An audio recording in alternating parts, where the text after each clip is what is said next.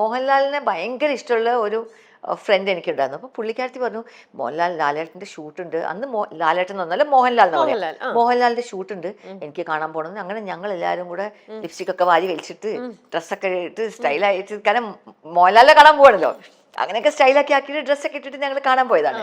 അപ്പൊ കാണാൻ പോയ സമയത്ത് അന്ന് ഈ ജൂനിയർ ആർട്ടിസ്റ്റിനെ കൊണ്ടുവരാൻ അങ്ങനത്തെ ഒരു സിസ്റ്റം അങ്ങനെ ഉണ്ടായില്ല. ഏതെങ്കിലും കോളേജിൽ വെച്ച് ഷൂട്ട് ഉണ്ടാവും, ആ കോളേജിലെ കുട്ടികളൊക്കെ ആയിരിക്കും അഭിനയിക്കുന്നത്, അല്ലെങ്കിൽ ഏതെങ്കിലും കോളേജിൽ നിന്ന് കുട്ടികളെ കൊണ്ടുവരുന്നത്. അപ്പം ഞങ്ങൾ പോയിട്ട് കാണാൻ പോയ ആൾക്കാരായിരുന്നു. അപ്പോൾ ഞങ്ങൾ ഈ പറഞ്ഞ പോലെ പാൻറ്റും ഷർട്ടും ഒക്കെ ഇട്ട് ലിപ്സ്റ്റിക് ഒക്കെ വാരി വലിച്ചിട്ടൊക്കെ ഇട്ടിട്ടൊക്കെ പോയതാണ്. അപ്പോൾ അവർ കണ്ടിട്ട് അവർ വന്ന് ചോദിച്ചു, ഈ ഒരു ഷോട്ടിൽ വന്നിട്ട് അഭിനയിക്കുമോ എന്ന് ചോദിച്ചു.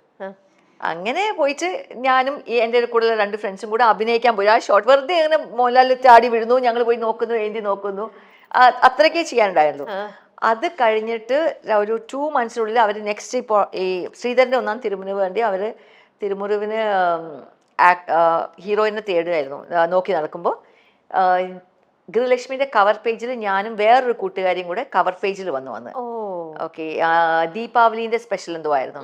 ഞങ്ങൾ ആ നോർത്ത് ഇന്ത്യൻ ഡ്രസ്സ് ലാച്ച പോലത്തെ സാധനം ഇട്ടിട്ട് കവർ പേജ് വന്നു. അപ്പോൾ ഇവര് ഈ പെണ്ണിനെല്ലാം അന്ന് നമ്മൾ അവിടെ വെച്ചിട്ട് കണ്ടതെന്ന് ഓർത്തിട്ട് അവർ പോയിട്ട് കോളേജിലൊക്കെ അന്വേഷിച്ച് എൻ്റെ അച്ഛൻ്റെ അടുത്ത് എത്തുകയാണ് ചെയ്തത്. അങ്ങനെ ചോദിച്ചത്.